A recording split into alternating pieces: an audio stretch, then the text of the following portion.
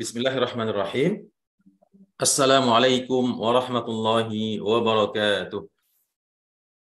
Innal hamdalillah nahmaduhu wa nasta'inuhu wa nastaghfiruh wa na'udzu billahi min shururi anfusina wa min sayyiati a'malina. May yahdihillahu fala mudilla lahu wa may yudlil fala hadiya lahu. Asyhadu an la ilaha illallah wahdahu la syarika lahu wa asyhadu anna sayyidana wa habibana Muhammad sallallahu alaihi wa ala alihi wa sahabatihi wasallam. Bapak dan Ibu, ikhwan dan akhwat, saudara dan saudari sekalian yang dimuliakan Allah, kita bersyukur kepada Allah Subhanahu wa taala pada pagi hari yang cukup cerah ini. Allah masih memberikan kepada kita nikmat kehidupan dalam keadaan masih memegang iman dan Islam kepada Allah Subhanahu wa taala. Dan diberikan pula taufik, semangat untuk menuntut ilmu, hadir dalam majlis yang penuh keberkahan, majlis tadabbur Al-Quran pada pagi hari ini. Salawat dan salam kita doakan untuk uswah dan qudwah kita Nabi Muhammad sallallahu alaihi wasallam. Bapak dan Ibu, ikhwan dan akhwat yang berbahagia, pagi ini kita akan kembali meneruskan kajian tadabbur Al-Quran kita yang alhamdulillah pada kesempatan yang lalu kita telah menuntaskan membahas tadabbur daripada surah Al-Baqarah ayat 1 sampai ayat 286. InsyaAllah pada pagi hari ini kita akan lanjutkan kepada surah yang berikutnya, yaitu surah Ali Imran, yang hari ini kita akan tadabburi ayat 1 sampai ayat 9 insyaAllah. Sebelum kita masuk pada tadabbur, barangkali ada baiknya kita berkenalan dulu secara singkat dengan surah Ali Imran ini.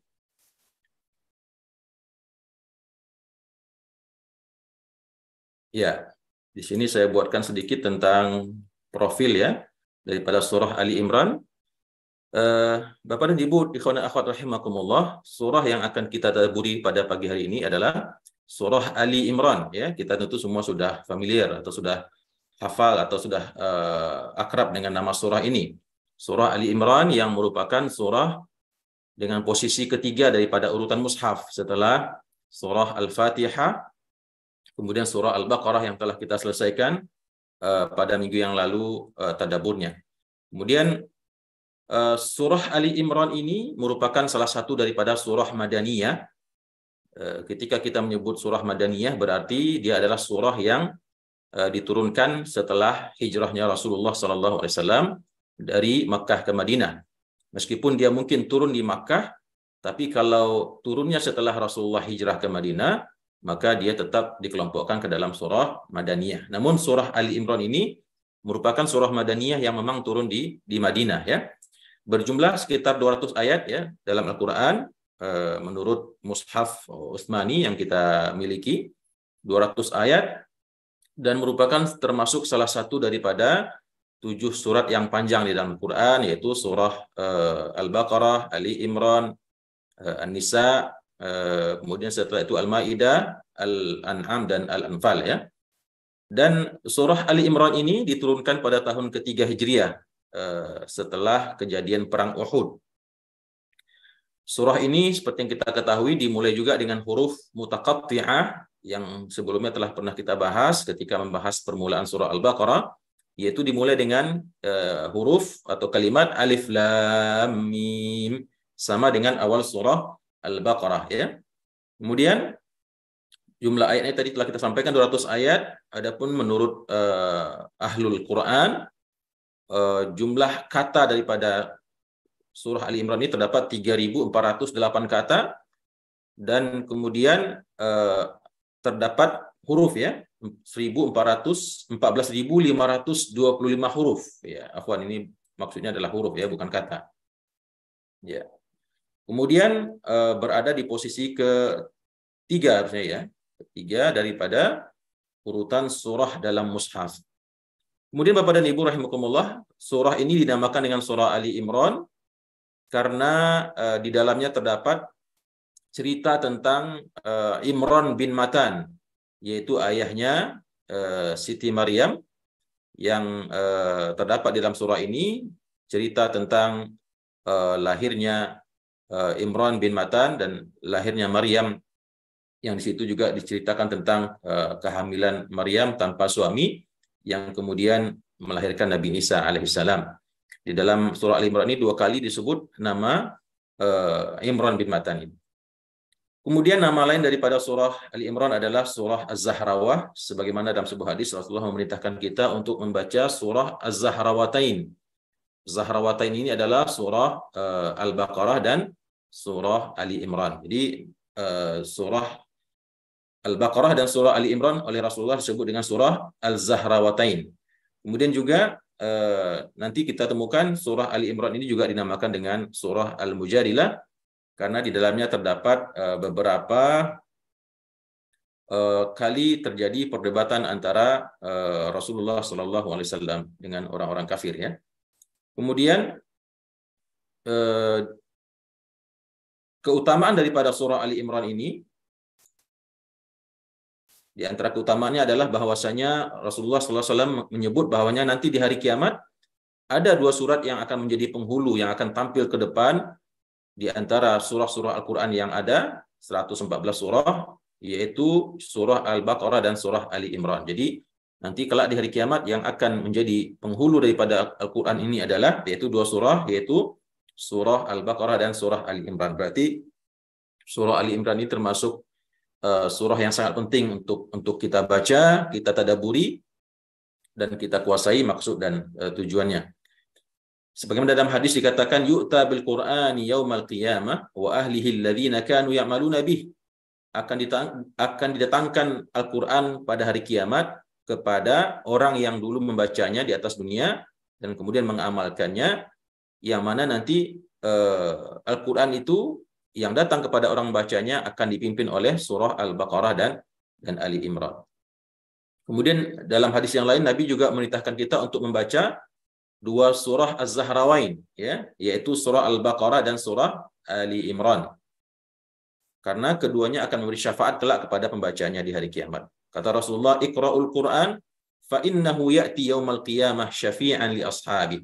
Bacalah Al-Qur'an karena sesungguhnya Al-Qur'an itu kelak pada hari kiamat akan menjadi pemberi syafaat kepada orang-orang yang dulu membacanya di atas dunia. Iqra'uz Zahrawain.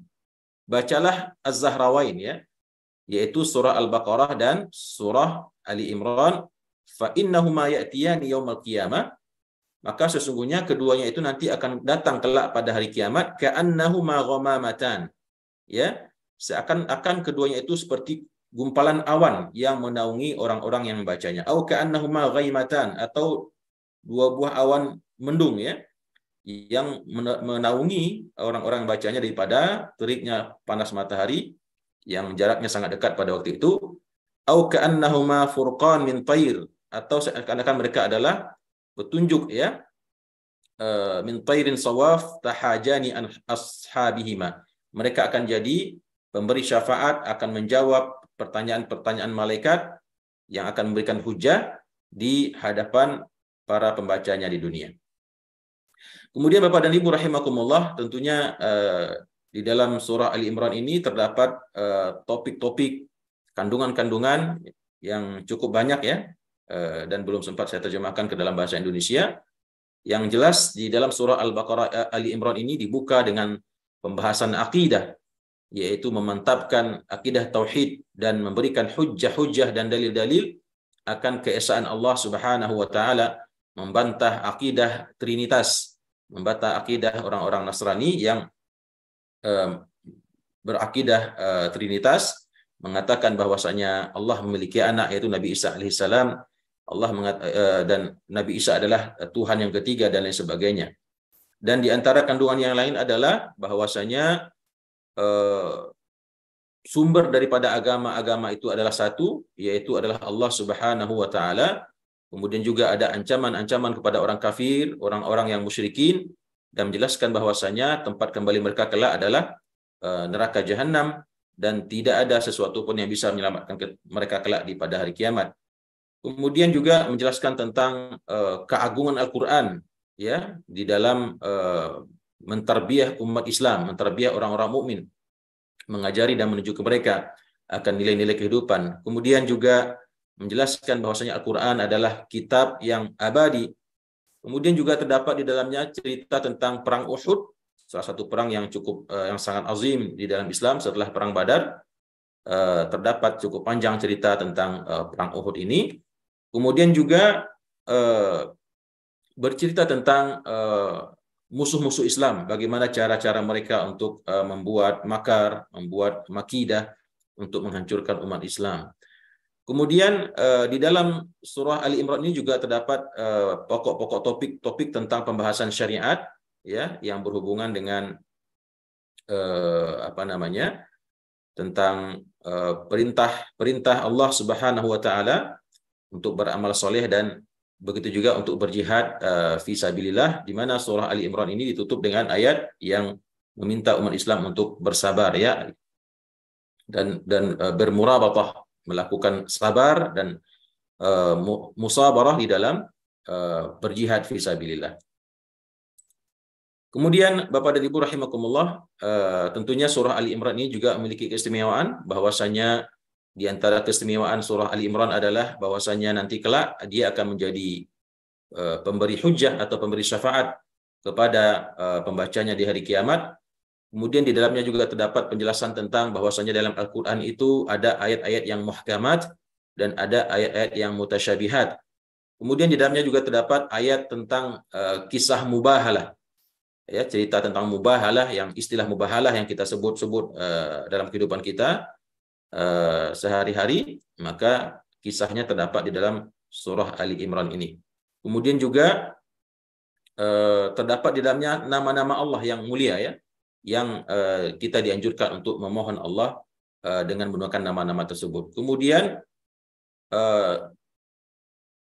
salah satu surat satu-satunya yang dinamakan dengan salah satu keluarga, yaitu keluarga Ali Imran. Dan dinamakan juga dengan surah Al-Mujadilah karena di dalamnya turun lebih daripada 80 ayat yang berhubungan dengan perdebatan Rasulullah Shallallahu Alaihi Wasallam dengan utusan daripada kabilah orang-orang Nasrani yang berasal dari kabilah Najran. Nah, Bapak dan Ibu rahimakumullah, ini sedikit atau sekilas, ya, tentang profil daripada surah Ali Imran yang akan kita tadabburi pada pagi hari ini.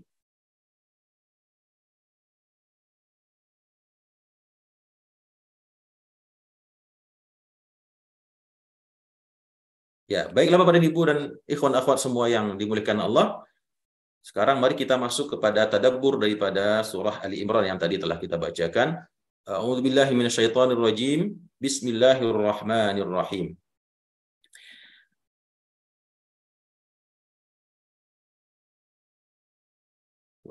Sebentar Bapak dan Ibu.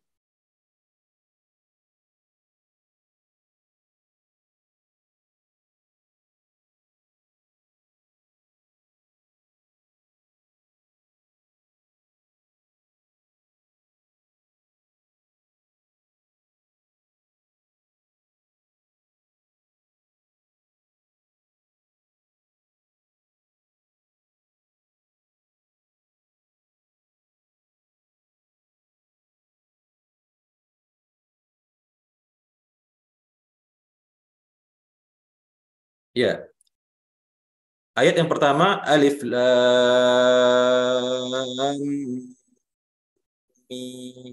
Mim. Ya, tentunya kita semua insya Allah sudah bisa membaca ayat ini, ya. Bukan dibaca alama, tetapi dibaca alif, lam, matnya adalah mat lazim, mufakkal kalimi, ya. Mufakkal harfi, lamnya dibaca 6 harakat. Alif, lam, mim.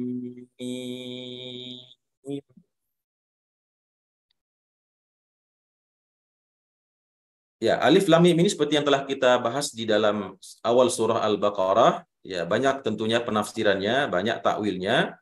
Namun dari semua takwil-takwil yang disampaikan oleh orang-orang yang berusaha mentakwil apa maksud daripada alif lam mim ini, maka seperti yang kita sampaikan di awal pertemuan yang lalu tentang awal surah Al-Baqarah, bahwasanya ketika Allah Subhanahu wa taala memberikan huruf al-mutaqatti'ah ini seperti alif lam mim, alif lam ra, shad, nun, kaf, ha, ya, ain, shad, ta, sin, mim dan lain sebagainya, maka kita akan mendapatkan bahwasanya setelah itu Allah akan membahas tentang keagungan Al-Quran. Sehingga para mufassir lebih condong kepada pendapat yang mengatakan bahwasanya huruf ini didatangkan oleh Allah di dalam Al-Quran, di awal surah Al-Quran, di antaranya surah Ali Imran ini adalah untuk menegakkan hujjah, untuk memberikan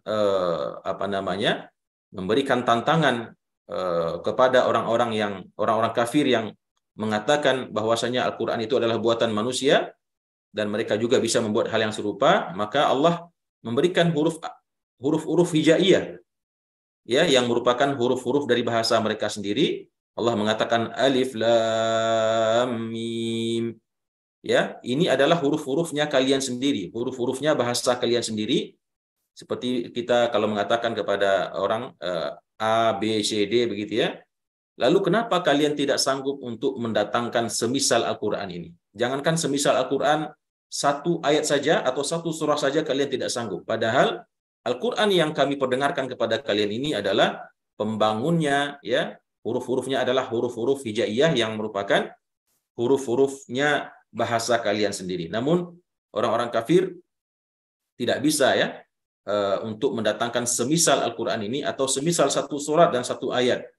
Karena memang Al-Quran ini adalah mukjizat dari Allah Subhanahu wa Ta'ala. Jadi demikian maksud ketika kita menemukan huruf-huruf mutaqatti'ah, meskipun banyak yang mentakwilkan, ada yang mengatakan alif adalah Allah, lam adalah malaikat, dan mim adalah Muhammad sallallahu alaihi wasallam dan lain sebagainya, maka kita lebih cenderung sebagaimana pendapat amatul mufassirin, kebanyakan ahli tafsir yang menjelaskan bahwasanya huruf-huruf ini adalah salah satu mukjizat yang Allah tunjukkan di dalam Al-Quran untuk mematahkan bantahan orang-orang musyrikin yang mengatakan Al-Quran ini adalah buatan manusia, dan untuk mematahkan hujah mereka yang mereka ingin mendatangkan atau membuat semisal Al-Quran. Kemudian di ayat kedua Allah mengatakan Allahu la ilaha illa huwal hayyul qayyum. Nah, ini mirip dengan awal ayat kursi, ya Bapak dan Ibu. Allahu la ilaha illa huwal hayyul qayyum.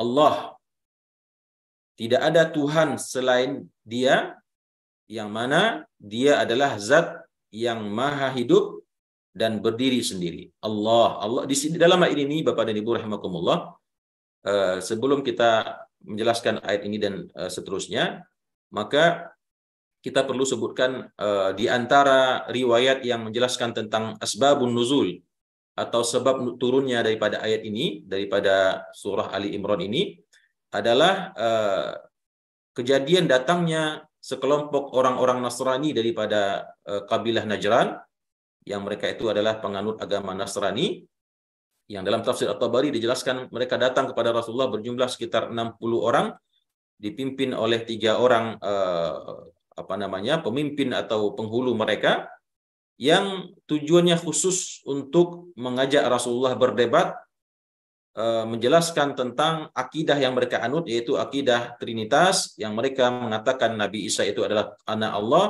dan mereka mengatakan tentang akidah mereka yang mengatakan Tuhan itu ada 3, ada Tuhan Ayah, Tuhan Ibu, dan Tuhan Bapa, dan lain sebagainya yang berhubungan dengan akidah-akidah orang-orang Nasrani pada waktu itu. Kemudian Allah Subhanahu wa Ta'ala menurunkan kepada Nabi Muhammad SAW surah Ali Imran ini, yang mematahkan secara terang benderang tentang akidah yang mereka percaya. Allah mengatakan Allahu la ilaha illahu al-hayyu al-qayyum. Allah, ya, Allah dialah Tuhan yang tidak ada Tuhan selain Dia, yang tidak ada Tuhan selain Dia. La ilaha. La ilaha, Tuhan yang berhak disembah, ya. Kalau Rabb itu berarti adalah Tuhan yang mengatur segala macam jagat raya ini, yaitu tauhid rububiyah, di mana kita mempercayai bahwasanya yang menciptakan manusia, menciptakan langit dan bumi, menciptakan, menurunkan hujan, memberikan rezeki, dan kemudian menghidupkan dan mematikan manusia, maka itu adalah Rabb, yaitu tauhid rububiyah. Adapun di sini ilah ya, ilah adalah bahwasanya kita meyakini tidak ada zat yang patut kita sembah, yang kita berikan ketaatan kita kepadanya, kita berikan ibadah atau ubudiyah kita kepadanya, yaitu melainkan Allah Subhanahu wa taala. Allahu la ilaha illahu, tidak ada Tuhan yang berhak disembah melainkan Dia, yaitu Allah. Yang mana sifatnya adalah Al-Hayyu Al-Qayyum. Allah itu hidup.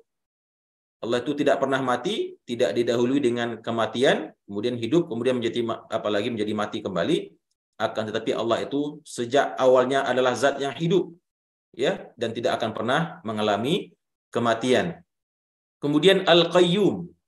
Al-Qayyum artinya berdiri sendiri, ya, yang hidup kekal dan terus-menerus mengurus makhluknya. Artinya Allah itu mengurus semua ciptaannya dengan sendiri, ya, tidak butuh kepada bantuan siapapun. Allah itu hidup terus-menerus, kekal selama-lamanya, dan Dia Al-Qayyum, ya, berdiri sendiri, tidak butuh kepada bantuan apapun, siapapun di dalam mengurus seluruh makhluk atau ciptaannya. Jadi ini yang dimaksud dengan Allahu la ilaha illa huwal hayyul qayyum. Salah satu nama Allah adalah Al-Hayyu dan Al-Qayyum, ya.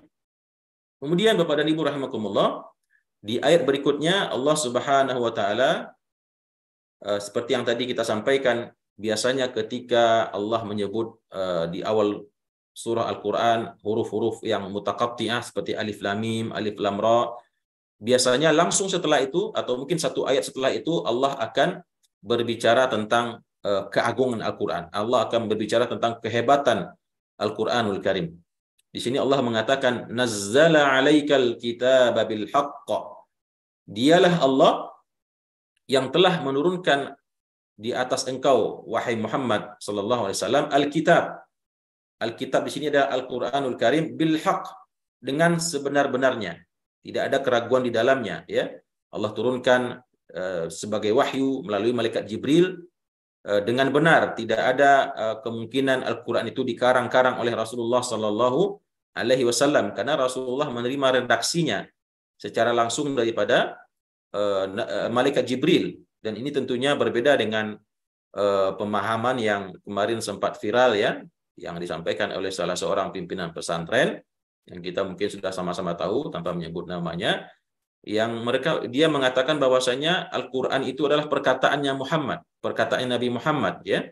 Padahal menurut akidah yang benar adalah Al-Qur'an itu adalah kalamullah, perkataan Allah yang sudah seperti yang kita lihat seperti itu adanya, yang diturunkan dari Allah Subhanahu wa taala, diberikan kepada malaikat Jibril, dan oleh malaikat Jibril disampaikan apa adanya seperti asalnya dari Allah Subhanahu wa taala kepada Nabi Muhammad sallallahu alaihi wasallam. Jadi tidak sama dengan pemahaman orang tersebut yang mengatakan Rasulullah cuma mendapatkan pemahaman, ilham, kemudian beliau yang membahasakannya sendiri. Kalau seandainya kita menerima perkataan tersebut, maka berarti tidak ada bedanya antara Al-Qur'an dengan hadis qudsi, ya, apalagi juga dengan hadis-hadis riwayat yang lainnya. Jadi Al-Qur'an itu diturunkan oleh Allah Subhanahu wa taala kepada Nabi Muhammad sallallahu alaihi wasallam bil haqq, dengan kebenaran, dengan sebenar-benarnya. Musaddiqan lima baina yadayhi, yang mana Al-Qur'an itu membenarkan apa-apa yang ada di antara keduanya, ya, apa-apa yang ada di hadapannya. Maksudnya adalah Bapak dan Ibu, membenarkan kitab-kitab yang diturunkan sebelumnya, membenarkan risalah-risalah yang dibawa oleh para nabi dan para rasul yang datang sebelumnya. Jadi Al-Qur'an itu dia tidak membantah, ya, ajaran-ajaran akidah tauhid, ya, yang dibawa oleh kitab-kitab sebelumnya, tapi dia membenarkan terhadap risalah-risalah tauhid yang terdapat di dalam kitab-kitab samawi sebelumnya, berupa Injil, Taurat, Zabur, dan begitu juga suhuf atau catatan-catatan, buku-buku yang dimiliki oleh para nabi dan para rasul, ya, yang membawa risalah tauhid. Dan itu semua dibenarkan oleh Al-Qur'anul Karim. Wa anzalat Taurata wal Injil, dan dialah Allah yang menurunkan Taurat dan Injil, ya. Taurat diturunkan kepada Nabi Musa alaihissalam, dan Injil diturunkan kepada Nabi Isa alaihissalam. Min qablu hudal linnas, ya, yang diturunkan sebelumnya. Min qablu, dari sebelumnya diturunkannya Injil atau Taurat itu diturunkan sebelum Al-Qur'an.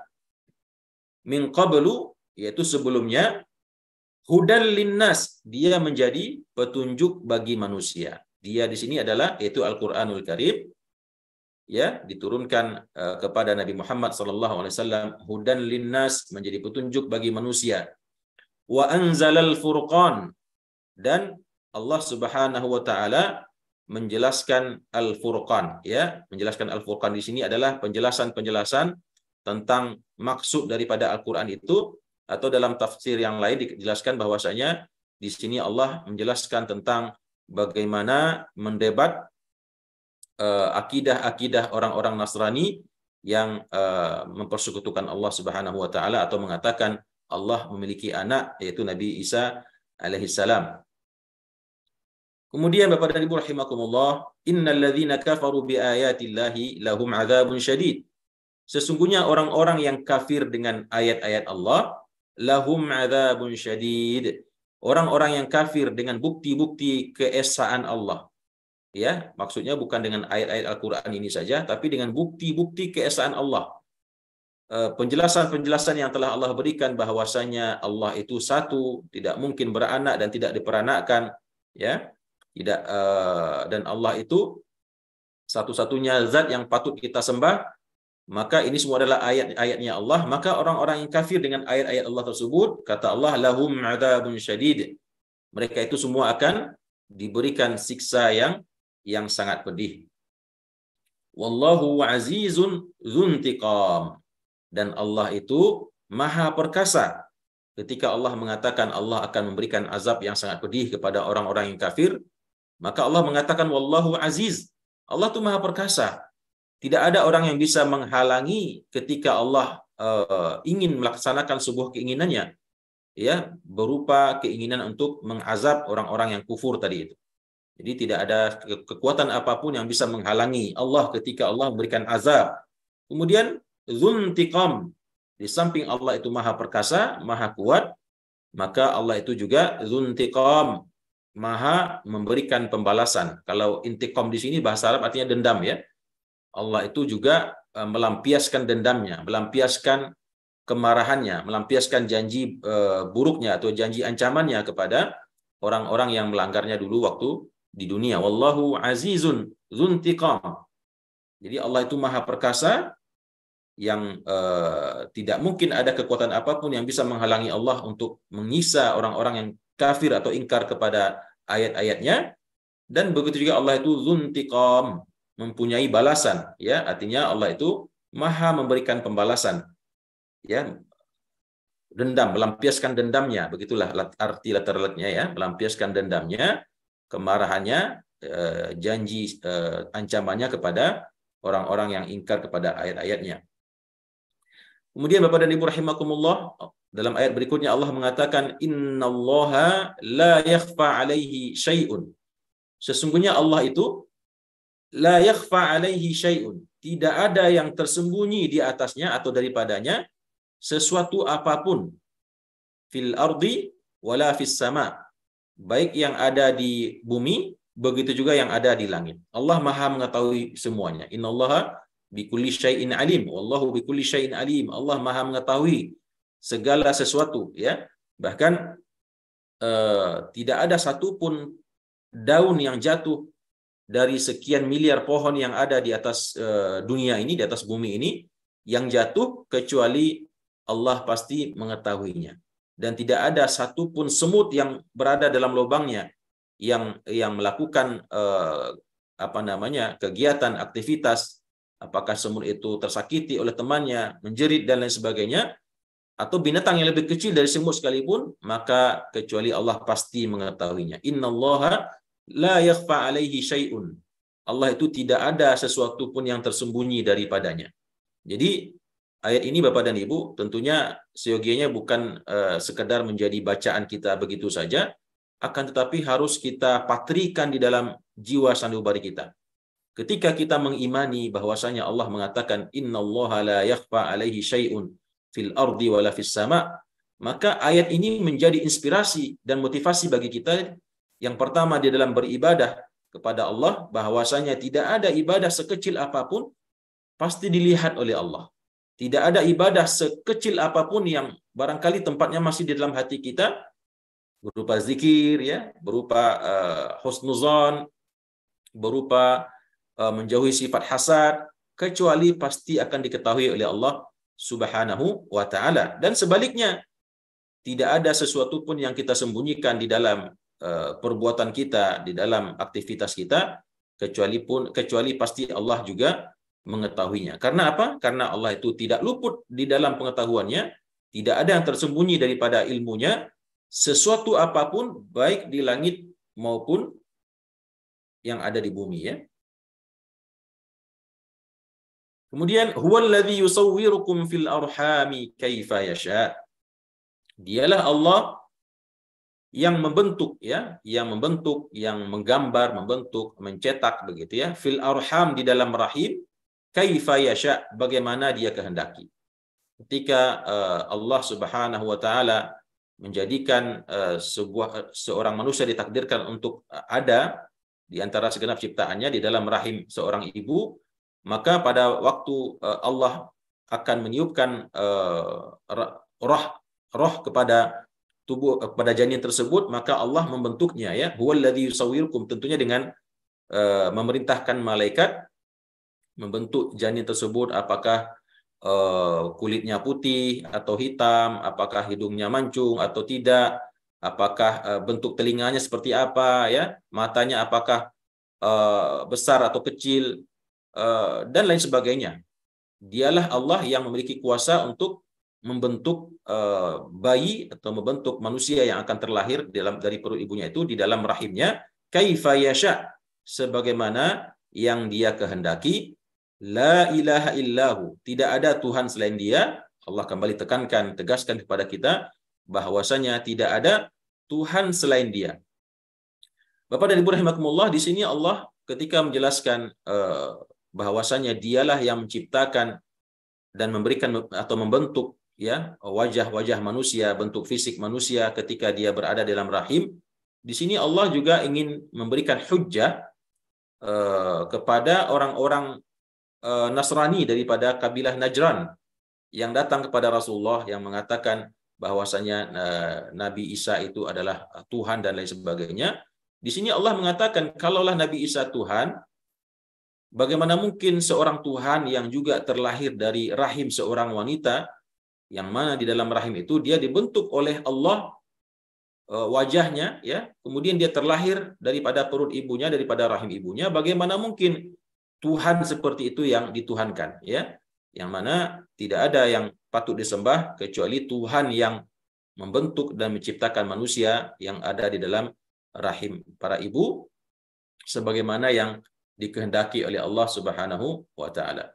La ilaha illahu, tidak ada Tuhan selain dia yang patut disembah. Huwal azizul hakim, dialah Allah yang maha perkasa, dan begitu juga dialah Tuhan yang maha bijaksana di dalam segala keputusan dan perbuatannya.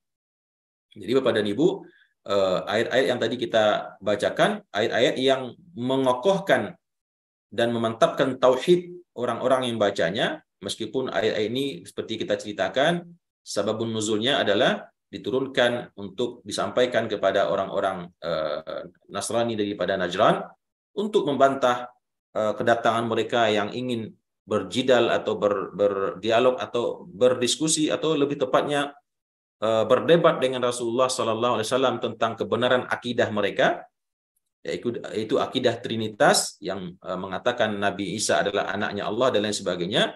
Kemudian Allah dan Rasulnya tentu seorang Nabi yang ummi, ya, seorang Nabi yang ummi, yang tidak bersekolah, yang tidak pandai berretorika, ya, tidak pandai berdebat dan mencari-cari alasan yang datang daripada pikiran beliau sendiri. Maka Allah Subhanahu wa taala sendiri langsunglah yang langsung memberikan jawaban atas debat yang diminta oleh orang-orang Nasrani daripada kabilah Najran tersebut dengan ayat-ayat yang menyatakan tentang keesaan dan ketauhidan Allah Subhanahu wa taala. Kemudian Bapak dan Ibu rahimakumullah, di ayat yang ketujuh Allah mengatakan, Huwallazi anzala 'alaikal kitab. Kemudian Allah menegaskan kembali kepada kita bahwasanya dialah Allah. Dialah, yaitu Allah, allazi, yang menurunkan di atas engkau wahai Muhammad, yaitu Alkitab, yaitu Al-Qur'anul Karim. Ya, Allah tegaskan kembali kepada kita bahwasanya tentunya kepada orang-orang Najran yang datang pada waktu itu, orang Nasrani dari Najran, Allah mengatakan dialah Allah yang menurunkan kepada engkau. Nah, di sini mungkin Bapak Ibu perhatikan, kalau tadi di awal Allah di dalam Al-Quran, di ayat-ayat yang lain kita di ayat yang ketiga ya, di ayat yang ketiga Allah mengatakan nazzala, ya, sementara di ayat yang keempat Allah mengatakan anzala, ya. Apa perbedaannya? Apakah sama nazzala dengan anzala? Kedua-duanya artinya menurunkan. Namun ketika dalam bahasa Arab itu terjadi perubahan tasrif, maka pasti juga memberikan perubahan makna ya. Nazzala dalam wazan fa'ala yang berarti menurunkan Al-Qur'an secara perlahan-lahan. Diturunkan daripada malaikat Jibril, dibawa oleh malaikat Jibril kepada Nabi Muhammad secara perlahan-lahan. Hari ini mungkin 1 surah, besok 5 ayat, besoknya lagi 10 ayat, kemudian berikutnya lagi beberapa surah dan lain sebagainya. Artinya secara perlahan-lahan dalam masa dakwahnya Rasulullah SAW di Makkah dan di Madinah selama lebih kurang 22 tahun, 2 bulan, 22 hari, Allah menurunkan Al-Quran kepada Nabi Muhammad melalui malaikat Jibril, maka itulah yang dimaksud dengan nazzala, ya, tanzil. Masdarnya adalah tanzil. Kemudian di ayat yang sama lalu Allah mengatakan min qablu hudal linnas wa anzalal furqan, ya. Anzala. Kemudian juga di ayat yang berikutnya, di ayat yang tadi akan kita tadaburi, yaitu ayat yang ketujuh ya. Allah menggunakan kata-kata anzala, bukan nazala seperti yang tadi ayat 3. Maka ketika Allah mengatakan kata kalimat anzala, maka ini berarti adalah proses turunnya Al-Quran secara utuh, secara keseluruhan dari Lauh Mahfuz ke Baitul Izzah di langitnya dunia, ya, di tempat Al-Quran itu di stok oleh Allah untuk kemudian dibawa oleh malaikat Jibril kepada Nabi Muhammad SAW secara perlahan-lahan. Jadi kalau nazala adalah proses turunnya Al-Quran dari Baitul Izzah atau langit dunia, dibawa oleh malaikat Jibril kepada Nabi Muhammad secara perlahan-lahan, secara sedikit demi sedikit sesuai dengan kebutuhannya. Adapun anzala adalah proses turunnya Al-Quran dari Lauh Mahfuz, tempat Al-Quran itu berasal semula, ya, di sisi Allah, kemudian diturunkan secara keseluruhan. Mulai dari surah Al-Fatihah sampai surah An-Nas diturunkan kepada langit dunia, yaitu di Baitul Izzah. Huwallazi anzala 'alaikal kitab, dialah yang telah menurunkan kepada engkau Alkitab, wahai Muhammad sallallahu alaihi wasallam, minhu, sebagiannya atau diantaranya ada ayatun muhkamat, ada ayat-ayat yang muhkamat, ya. Ada ayat-ayat yang muhkamat. Apa maksudnya ayat-ayat yang muhkamat, Bapak dan Ibu? Ikhwan akhwat rahimakumullah. Ayat yang muhkamat adalah ayat-ayat yang telah jelas maksudnya. Ayat-ayat yang dapat kita fahami maksudnya secara terang benderang, baik kita fahami secara langsung ketika membacanya begitu saja, atau yang kita fahami setelah membaca penjelasannya, ya, membaca penjelasannya, tafsirnya, takwilnya daripada buku-buku tafsir. Yang jelas dia adalah ayat-ayat yang muhkamat, yang berbicara tentang hukum, ya, yang berbicara tentang peristiwa-peristiwa sejarah yang tidak ada keraguan di dalamnya, bisa langsung kita pahami dan tidak mengandung interpretasi yang bermacam-macam. Ini dimaksud dengan ayat-ayat yang muhkamat. Hunna ummul kitab, ya. Mereka itulah pokok-pokoknya Al-Quran. Artinya sebagian besar Al-Quran itu semuanya adalah muhkamat, ya, karena Al-Quran itu diturunkan oleh Allah untuk menjadi petunjuk bagi manusia, sehingga tentu yang namanya petunjuk harus dapat difahami dan dimengerti oleh orang yang akan menggunakannya. Sehingga sebagian besar Al-Quran itu adalah muhkamat, artinya ayat-ayat yang memang telah difahami, dimengerti dengan baik secara langsung dan tidak memiliki takwil yang bermacam-macam dan tidak memiliki interpretasi yang bermacam-macam ya. Hunna ummul kitab, dan ayat-ayat yang muhkamat itulah pokok-pokoknya Alkitab, atau artinya mayoritas daripada ayat-ayat Al-Quran, maka dia adalah ayat-ayat yang muhkamat. Seperti ya ayyuhalladzina amanu kutiba alaikumusiyam. Jelas ya, telah diwajibkan kepada kalian berpuasa. Kama kutiba alal ladzina min qablikum la'allakum tattaqun.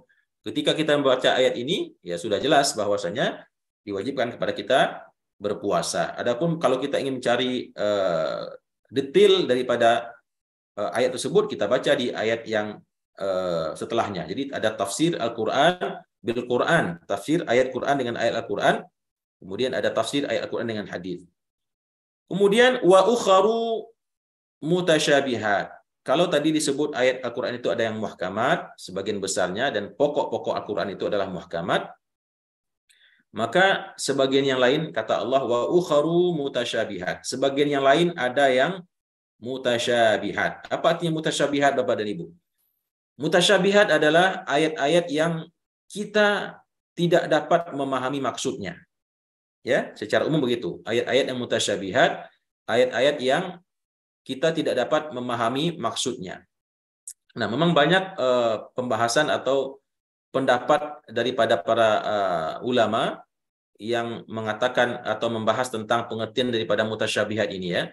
Ada yang mengatakan mutasyabihat itu adalah ayat-ayat yang memiliki kemiripan dari sisi lafaz dan bunyinya. Ada yang mirip, betul-betul mirip, ya, terdapat mungkin di surah di awal surah Al-Baqarah, kemudian nanti di akhir surah Al-Baqarah terdapat lagi ayat yang sama, ya, mutasyabihat. Atau dalam surah Ar-Rahman berkali-kali kita membaca fabi ayyi ala rabbikuma tukadziban. Ada yang mirip di awalnya tapi berbeda di ujungnya. Contoh summum bukmun umyun fahum la yarji'un di awal surah Al-Baqarah. Kemudian di pertengahan surah Al-Baqarah Allah mengatakan summum bukmun umyun fahum la ya'qilun. Yang awal la yarji'un, kemudian yang kedua la ya'qilun, ya. Nah, ini juga termasuk kategori mutasyabihat menurut sebagian para ulama tersebut. Ada yang mengatakan mutasyabihat itu adalah ayat-ayat yang memiliki pertentangan arti. Di satu tempat Allah mengatakan begini, kemudian di tempat yang lain Allah mengatakan begitu, yang memiliki kontradiksi arti.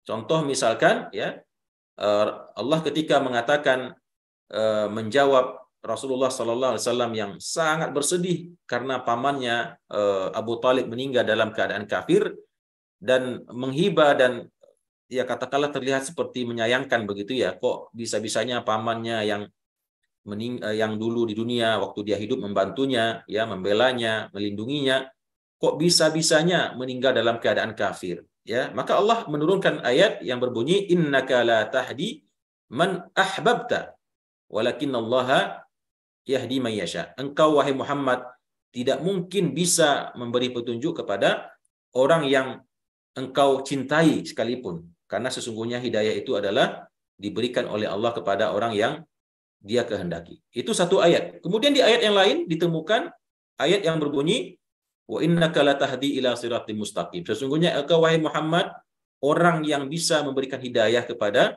jalan yang lurus. Nah, kontradiksi. Tadi dikatakan engkau tidak bisa memberikan hidayah, namun di ayat yang lain Allah mengatakan engkaulah yang bisa memberikan hidayah. Jadi dalam hal ini dibutuhkan takwil, ya, dibutuhkan tafsir, sehingga ayat-ayat yang meragukan ini, ayat-ayat yang membingungkan ini bisa menjadi kita fahami. Namun itu juga dibantah oleh ulama yang lain yang mengatakan selama ayat tersebut masih bisa difahami, diberikan takwil, maka dia bukan termasuk kategori mutasyabihat.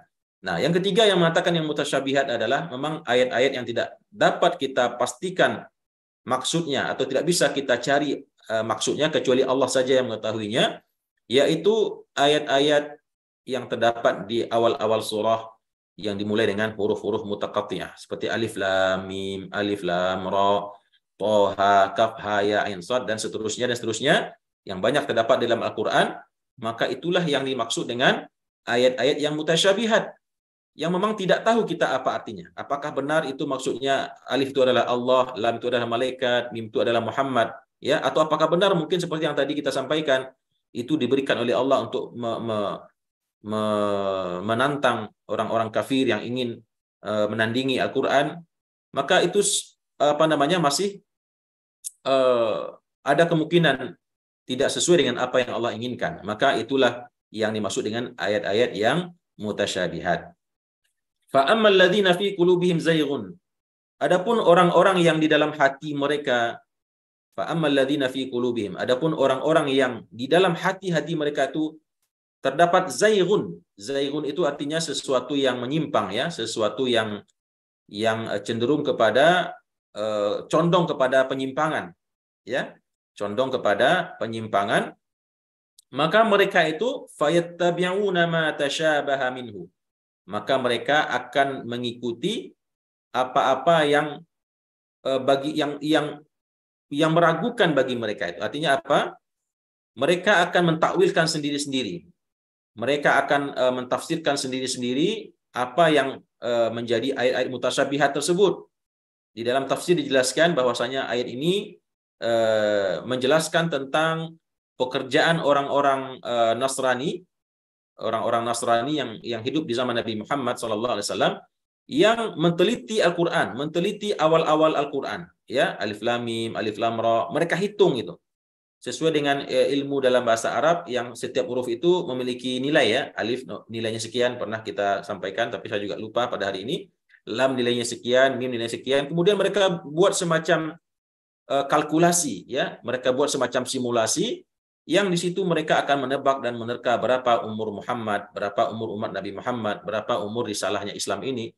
Ya, dan itu mereka lakukan sesuai dengan hawa nafsu mereka. Maka di sini Allah mengatakan, adapun orang-orang yang di dalam hatinya terdapat penyimpangan, ya, cenderung untuk kemungkaran, maka fayattabi'una ma tasyabaha min. Mereka akan mengikuti apa-apa yang menjadi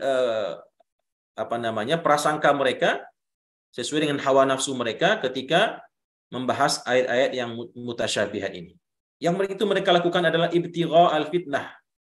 Ibtigha'al fitnah, untuk mencari fitnah, untuk menyebarkan propaganda bahwasanya Muhammad itu umurnya tidak lama, Islam itu umurnya tidak lama, dan lain sebagainya, yang mereka lakukan daripada penelitian mereka terhadap awal-awal surah Al-Quran tadi yang merupakan ayat-ayat mutasyabihat. Wa batigha'a ta'wilih, dan mereka berusaha untuk mencari-cari takwilnya sesuai dengan hawa nafsu mereka.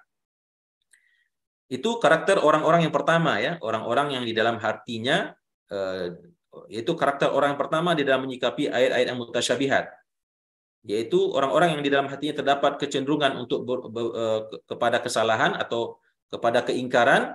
Mereka mengikuti hawa nafsunya di dalam mentakwilkan ayat-ayat yang mutasyabihat tersebut.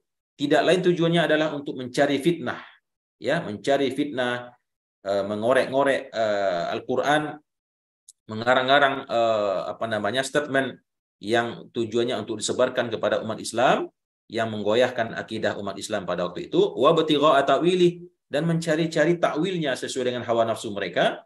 Padahal, ya, wa ma ya'lamu ta'wilahu illallah, dan tidak ada yang bisa mengetahui takwilnya itu kecuali Allah Subhanahu wa ta'ala. Di sini kalau kita lihat di dalam Al-Quran terdapat waqaf mim, ya, waqaf lazim. Jadi tidak boleh kita sambung di sini. Wa ma ya'lamu ta'wilahu illallah. Tidak ada yang mengetahui takwil daripada Al-Quran itu, daripada ayat-ayat yang mutasyabihat itu, kecuali Allah Subhanahu wa ta'ala. Titik, ya, waqaf lazim di situ. Tidak boleh disambung, Bapak dan Ibu, ya. Karena kalau disambung maka akan sangat merubah arti sekali. Kalau kita sambung maka jadinya wa ma ya'lamu ta'wilahu illallahu warrasikhuna fil ilm, dan tidak ada yang mengetahui takwil daripada ayat-ayat yang mutasyabihat itu melainkan Allah Subhanahu wa taala dan orang-orang yang dalam ilmunya. Berarti ada dua yang tahu di sini. Di samping Allah tahu, maka orang-orang yang dalam ilmunya juga tahu. Tapi oleh para ulama yang meneliti ayat ini, mereka mengatakan bahwasanya yang namanya ayat mutasyabihat itu tidak diketahui artinya kecuali hanya oleh Allah Subhanahu wa ta'ala. Wa ma ya'lamu ta'wilahu illallah. Titik. Ya. Tidak ada yang mengetahui takwilnya kecuali Allah Subhanahu wa ta'ala. Adapun warrasikhuna fil ilmi, adapun orang-orang yang dalam ilmunya, orang-orang yang memiliki ilmu yang mumpuni, para ulama, yaquluna, mereka akan mengatakan amanna bih. Ya, yaquluna amanna bih. Karena mereka enggak tahu, meskipun mereka orang-orang yang mumpuni ilmunya, maka ketika menghadapi ayat-ayat yang mutasyabihat, orang-orang ar-rasikhun ini, orang-orang kedua, mereka mengatakan yaquluna amanna bih. Kami beriman dengannya. Kami beriman menerima apa adanya sebagaimana yang diturunkan oleh Allah Subhanahu wa taala. Kullum min indi rabbina. Semuanya itu ya, ayat itu baik yang muhkamat, begitu juga yang mutasyabihat, semuanya masing-masing adalah firman atau wahyu daripada Allah Tuhannya kami ya Subhanahu wa taala. Jadi kalau orang-orang yang ada di dalam hatinya kecenderungan untuk bermaksiat ya, beringkar pada Allah, mereka mengatakan takwil daripada alif lam mim, alif lam ra, kaf ha ya suatu begini dan begini ya. Mereka cari-cari, mereka kalkulasikan, mereka simulasikan, tujuannya untuk menyebar fitnah dan mencari-cari takwilnya dengan sesuai dengan hawa nafsu mereka. Namun orang-orang yang rasikhuna fil ilm, orang-orang yang dalam ilmunya, mereka justru mengatakan amanna bi. Kami beriman dengannya. Kami tidak berusaha mencari takwilnya ya. Karena memang tidak ada takwil yang bisa dipastikan akan ayat tersebut. Namun demikian kullum min indi rabbina, semuanya berasal daripada Tuhan kami. Wa ma yadhakkaru illa ulul albab, dan tidak bisa mengambil pelajaran daripada peristiwa ini, kejadian ini atau hal ini kecuali orang-orang yang berakal ya, orang-orang yang memiliki akal. Bapak dan Ibu rahimakumullah, kemudian di ayat berikutnya Allah Subhanahu wa taala menutup ayat yang pembahasan tentang yang tadi telah kita sampaikan dengan sebuah doa atau dua buah doa ya, di ayat 8 dan ayat 9. Dua buah doa yang Masya Allah ya, kita sering membacanya, dan dua buah doa yang sangat agung. Rabbana la tuzigh qulubana ba'da idh hadaitana.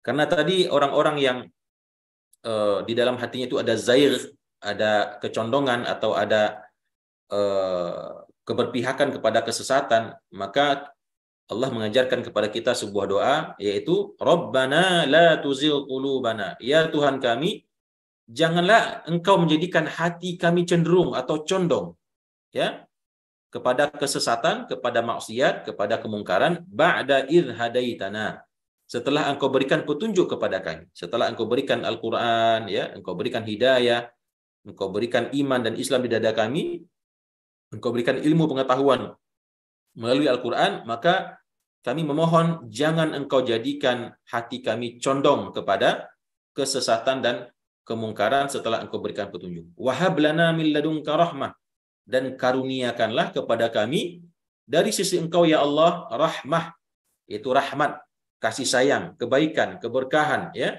Semua kebaikan yang kita inginkan itu adalah rahmah, maka ya Allah karuniakanlah kepada kami dari sisi Engkau rahmat, kebaikan, keridhaan ya, karunia. Innaka antal wahhab, sesungguhnya Engkau ya Allah, Engkau adalah zat yang maha memberi ya.